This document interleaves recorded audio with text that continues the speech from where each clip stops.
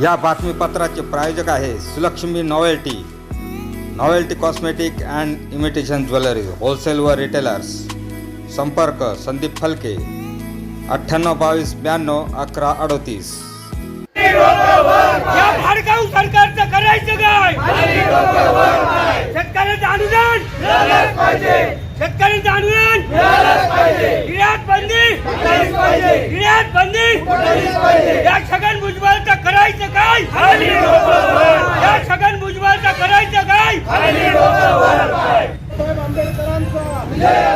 नमस्कार, बुलेटिन 13 वर आपले स्वागत आहे। आता बातमी आहे छावा संघटनेसंदर्भातली।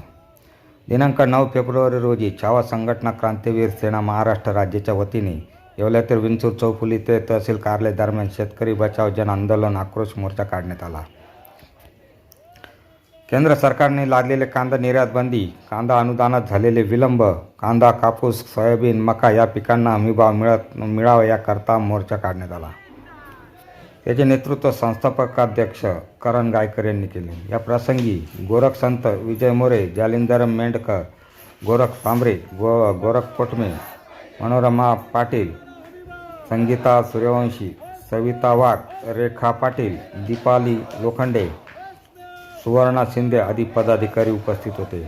बुलेटिन 13 न्यूजसाठी विलास कांबळे, येवला।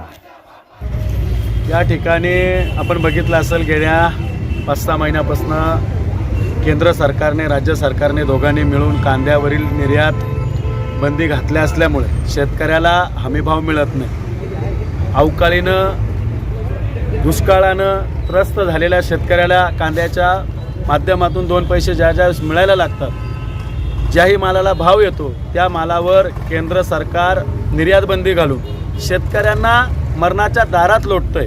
आणि म्हणून आज येवला तहसीलवर आमचा शेतकऱ्यांचा जनाक्रोश मोर्चा त्या ठिकाणी आम्ही काढतोय। शासनानं शेतकरी धोरण हे एकदा ठरवलं केलं पाहिजे, निश्चित केलं पाहिजे। ज्यावेळेस कांद्याला भाव मिळतो त्यावेळेस निर्यात बंदी उठवतात, ज्यावेळेस कांद्याला भाव मिळत नाही त्यावेळेस आमचा शेतकरी जो रस्त्यावर कांदा फेकतो, जो शेतीत तो कांदा फेकून सडल्या जातो, त्यावेळेस मात्र सरकारला जाग येत नाही। अरे मग तुम्हाला जर निर्यात बंदी करायची, ते आता जर तुम्ही हमी भाव ठरवता का ह्याच एवढाच भाव सरकारच्या वतीनं शेतकऱ्याला देता येईल, मग ज्यावेळेस कांद्याचं उत्पन्न वाढतं, ज्यावेळेस शेतकऱ्याचा कांदा चांगल्या पद्धतीने येतो, त्यावेळेस मग काय हे तर ठरवलं जात नाही की आज शेतकऱ्याला परवडत नाही म्हणून सुद्धा आम्ही हाच भाव देणार। आम्ही नाबार्डच्या माध्यमातून ह्याच गोष्टी शेतकऱ्याच्या कांद्याला त्या भावाच्या संदर्भात आम्ही हे एवढे मूल्य देणार, ह्या कुठल्याही गोष्टी होत नाही। शासनाकडून सातत्यानं शेतकऱ्याचं धोरण मरणाचं धोरण स्वीकारलं जातंय। म्हणून छावा क्रांतीवीर सेनेच्या वतीनं आज आम्ही तहसील कार्यालय हा जनाक्रोश मोर्चा काढतो।